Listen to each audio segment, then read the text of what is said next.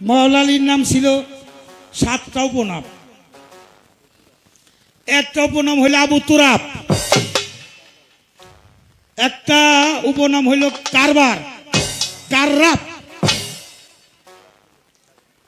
কুরআনুল সাবেদুন অর্থাৎ বাক্যযুক্ত কোরআন। আর একটা নাম হইল উপনাম হইল কারিলা, আর একটা নাম হইল ওয়াজহু, ওয়াজ হইল আল্লাহর চেহারা। আর একটা নাম হইল আলী হায়দারি, হায়দারি। আর একটা নাম হইল হক করনেওয়ালা। এই হক করনেওয়ালা নাম যেদিন পাইল, ওয়াজহু নাম যেদিন পাইল, আমার দয়াল নবী যেদিন মিরাজে গেছে, আমার আল্লাহর সাথে কথা বলবে, কিন্তু 70,000 পর্দার আড়াল থেকে আল্লাহ বলতেছে আমি তোমার সাথে দেখা করব, কিন্তু তুমি তো বেমরিদ, তোমার সাথে দেখা করা যাবে না। আমি কার কাছে মরিদ হব? যাই, তুমি চক্ষু বন্ধ করো, দক্ষিণ হস্ত বাড়াই দাও। হস্ত বাড়াইয়া দিয়া যখন উনি কালেমা পাঠ করলেন, দেখলে ওনার নিজের হাতে নিজে ধরে রয়েছে। কিন্তু সেই দিন মালিকের সাথে যত কথাবার্তা হয়েছে, উনি কণ্ঠ পাইছে মাওলা আলীর কণ্ঠ। আল্লাহর কথা, আল্লাহর সাথে যে কথা হয়েছে তার কণ্ঠটা ছিল মাওলা আলীর কণ্ঠ।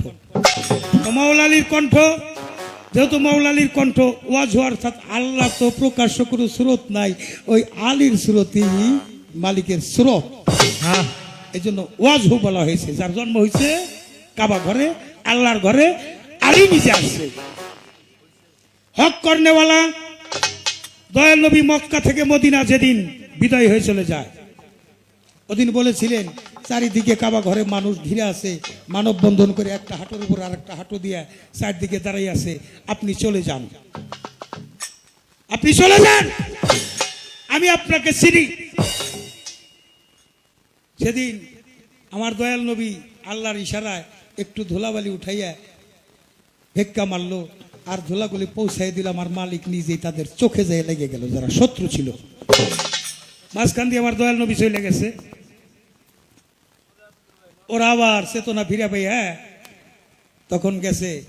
আমার নবী আবার জিজ্ঞেস করছিল, আলী রে, আমি যদি চলে যাই, ইহুদিরা যদি তোমাকে হত্যা করে, তা আমি যদি আপনার জন্য শহীদ হইতে পারি, এর চাইতে বড় পুরস্কার আমার জীবনে আর কিছু নাই। আমি আমার আল্লাহ রাসূলের জন্য যদি শহীদ হইতে পারি, শহীদ মরণ হইল সবচেয়ে শ্রেষ্ঠ মরণ।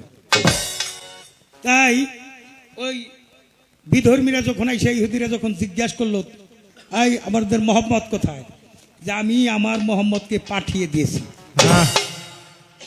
আমার আল্লাহ খুশি হইয়া সেদিন তাকে দান করছে কি, এই যে হায়দারি হাক, একবার রাসূল দিছে নাম, আর ওই দিন আমার জিবরাইল আমাকে পাঠাইছে, যাও আলী কি চায়, আলী চাইল মাওলা ইয়াক, যে হক করনেওয়ালা হায়দারি হক।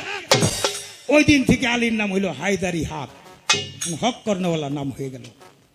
এইভাবে 7টা উপনামের জন্য ওয়াজহু আল্লাহর চেহারা, আবার তোরাব জান্নাত, ভেস্ত দোজক বন্টনকারী আমার মাওলা আলী। এই 7টা উপনাম ছিল। আমি চেষ্টা করলাম তার জবাব দেওয়ার জন্য। এবার হইল 9টা পুরস্কার। যারা হলো বায়াত মানলো তাদের জন্য 9টা পুরস্কার আমার আল্লাহ নিজেই ঘোষণা করছে। কয়টা পুরস্কার? 9টা পুরস্কার আমার আল্লাহ নিজেই ঘোষণা করছে। তাদেরকে 9টা পুরস্কার দেওয়া হবে। কখন? পরকালে যাইয়া। দুনিয়ার মধ্যে তারা উম্মতে মুহাম্মদীতে যারা থাকবে তাদের পরীক্ষা বেশি, কষ্ট বেশি, দুঃখ বেশি। পাক পাঞ্জাতন প্রেমিক যারা, তাদের কষ্ট বেশি, দুঃখ বেশি, তাদের দারিদ্রতা বেশি। এই জন্যই পুরস্কার দেবেন। আরে বাবা, তোরা যদি যাবি তাহলে গান ছেড়ে দেখিয়া গেলে আগে মিউজিকের সময় যাই কি গা, যাকে আমি ছোট করে নিয়ে আসলাম কথা। পুরস্কারগুলো মালিক নিজেই দিবেন। একটা হলো বিয়ের বরযাত্রী যেমন যায় বিয়ে করতে, তাদেরকে রিসেপশন দেয়।